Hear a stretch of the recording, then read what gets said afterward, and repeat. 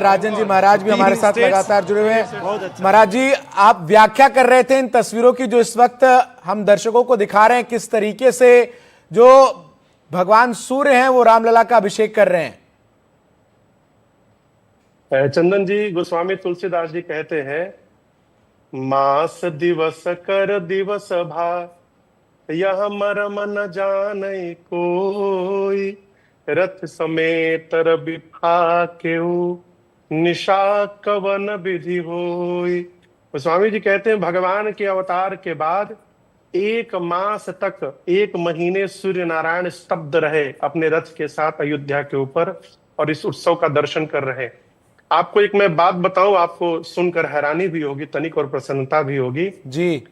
इस समय अवध में जितने लोग उपस्थित हैं, अवध के क्षेत्र में, आपको सुनकर आश्चर्य होगा, आज उपस्थित होने के कारण धरती के नहीं ब्रह्मांड के समस्त तीर्थ में जाने का उनको फल प्राप्त हो गया है। गोस्वामी जी कहते हैं, जिस दिन राम जी का जन्म होता है, जेहि दिन राम जन्म श्रुति गावहीं, अयोध्या में तीर्थ सकल तहां चली आवहीं।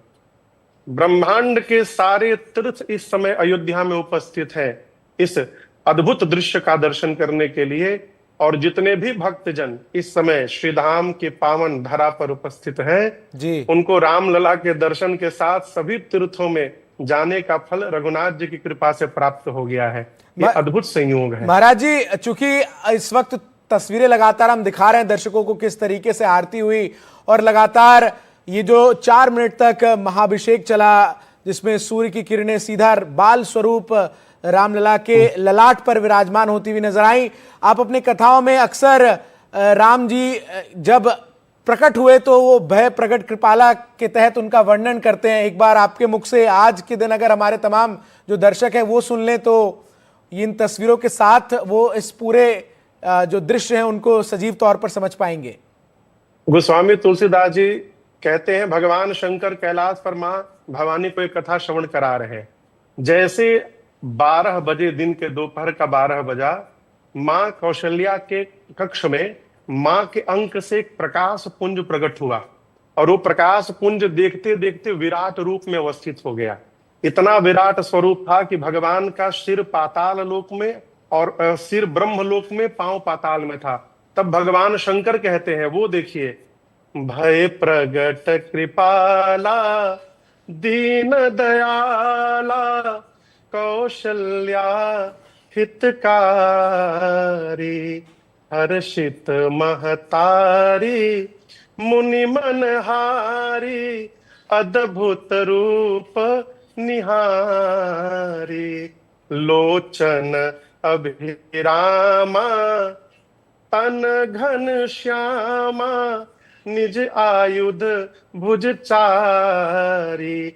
भगवान प्रकट हुए, श्याम वर्ण का शरीर, एक एक रोम में अनंत कोटि ब्रह्मांड दिखाई दे रहे हैं। माँ के एक एक रोम छिद्र से वेद की ऋचाएं प्रस्फुटित हो रही हैं। श्याम वर्ण कमल के पंखुड़ियों के समान नेत्र है, गले में बनमाल है, भगवान की भुजाओं में उनके आयुध फड़क रहे हैं।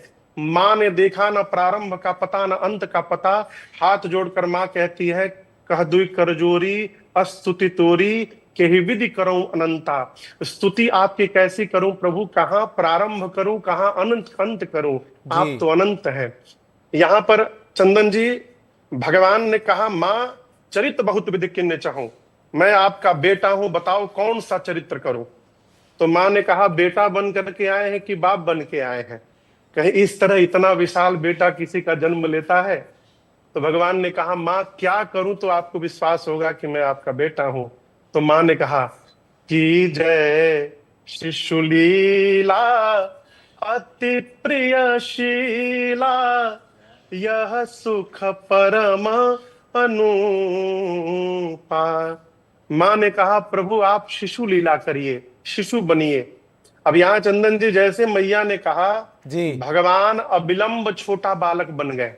अब बालक बनकर कहे, मां अब तो सब ठीक है ना। मां ने कहा, प्रभु अभी 50% हुआ है, सुनी बचन सुहाना। मैंने शिशु लीला करने के लिए कही। आप शिशु तो बन गए लेकिन शिशु की लीला नहीं कर रहे हैं। भगवान बोले, कौन सी लीला मां। माँ ने कहा, प्रभु जो बालक जन्म लेता है वो सबसे पहले रोता है, और आप तो मेरे से बात कर रहे हैं। तो यह सुनकर सुनी बचन सुजाना, रोदन ठाना, होई बालक सुरभूपा। और भगवान के रोने की आवाज को श्रवण करके जी पूरा जगत आनंद में झूम उठा, और आज भी झूम रहा है, जो दृश्य आप अपने सन्मुख देख रहे हैं। बिल्कुल, ये विहंगम दृश्य है और ये तस्वीरें हैं, और इन सब के बीच आपकी ये व्याख्या जो है वो चार चांद लगा रही है। आप हमारे साथ जुड़े हैं, और एक सोहर है जो कि चूंकि अयोध्या में जब रामलला का जन्म हुआ तो सोहर जो है वो गाया गया, और आपका जो सोहर है वो बहुत प्रचलित भी है। तो मैं जरूर चाहूंगा हमारे तमाम दर्शकों को आज रामनवमी के अवसर पर दो चार लाइनें आप जरूर सुनाएं कि आखिर किस प्रकार से उत्सव था जब मर्यादा पुरुषोत्तम भगवान राम बाल स्वरूप दशरथ नंदन राम जो है वो प्रकट हुए। ये कहा नहीं जा सकता, उस आनंद की व्याख्या नहीं हो सकती। जी। मैं आपको एक ऐसे कई सोहर हम लोगों ने गाए हैं, एक दो सोहर मैं आपको सुना रहा हूं जो बहुत प्रसिद्ध सोहर है। अरे ऐसन मनोहर मंगल मूरत, सुहावन सुंदर सूरत नु हो, ए राजा जी ये करे तरहल हा जरूरत, मुहूर्त खूबसूरत नु हो। अरे बबुआ हमार महाराज हुई है, राजा धीराज हुई है हो, ए राजा जी रतन में हीरा पोखराज हुई है, सिरवा के ताज हुई है हो। अद्भुत ए अद्भुत। राजा समय की मेरे पास कमी है महाराज जी, एक अंतिम सवाल, चूंकि आप राम कथा जन जन तक पहुंचाते हैं, आज के दौर में जब कई चीजों को लेकर प्रश्न हैं, वाद हैं, विवाद हैं, इन सब के बीच मर्यादा पुरुषोत्तम राम के जीवन से क्या सीख है जो आज के इस दौर को लेनी चाहिए? राम जी के जीवन से सीखने वाली बात जो है, आप भगवान का चरित्र देखिए, राम जी ने अपने जीवन में कभी किसी से कोई कंप्लेन नहीं किया। मेरे भगवान का चरित्र है, क्या क्या नहीं छूट गया भगवान से, भगवान ने कभी कंप्लेन नहीं किया। दूसरी बात, जीवन में हर परिस्थिति को स्वीकार करने का स्वभाव बने। जब आप स्वीकार करने का स्वभाव बनाएंगे तो मेरे राम जी की तरह वन में भी रहेंगे तो लगेगा कि मानिए बैकुंठ में बैठे हैं, और आप जहां रहेंगे आनंद पूर्वक रहेंगे। बहुत बहुत शुक्रिया राजन जी महाराज आपका, हमें समय देने के लिए, अपने अद्भुत वचनों से तमाम जो दर्शक इस वक्त एनडीटीवी पर रामलला का ये सूर्य तिलक देख रहे हैं उसको अपने शब्दों के जरिए हम तक रखने के लिए बहुत बहुत शुक्रिया आपका।